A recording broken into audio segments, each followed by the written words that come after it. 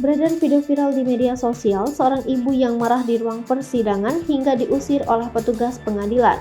Diketahui, video diunggah oleh akun TikTok bernama @linalinam977 pada Minggu 30 Januari 2022.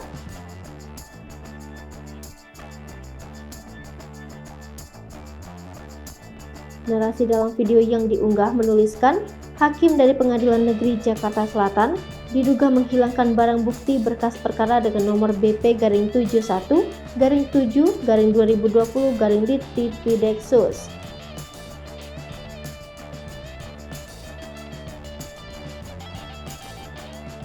Selain itu, terdapat pula keterangan bahwa surat yang digunakan untuk melakukan vonis adalah palsu.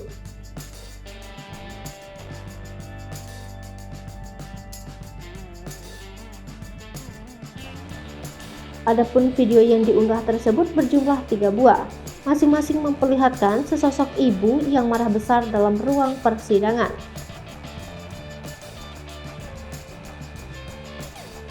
Sementara pada video kedua, terdapat narasi di mana kasus yang dipersidangkan terkait pembelian ekskavator telah dibayar secara lunas tetapi belum diterima.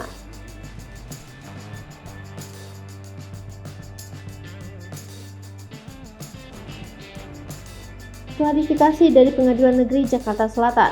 Dikutip dari Tribun News, Humas Pengadilan Negeri Jakarta Selatan Haruno mengatakan bahwa ibu-ibu tersebut adalah istri dari salah satu terdakwa yang menjalani persidangan di ruang 6 Pengadilan Negeri Jakarta Selatan.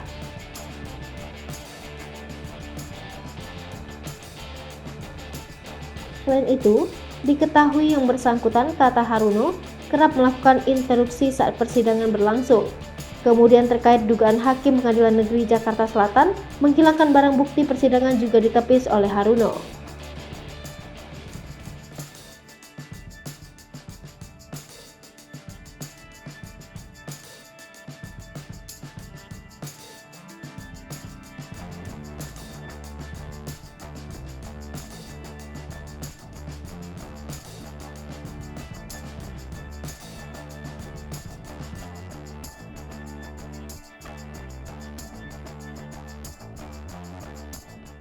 Hai pemirsa Sri Popo TV, jangan lupa komen, like, dan subscribe, serta tonton terus berita-berita terupdate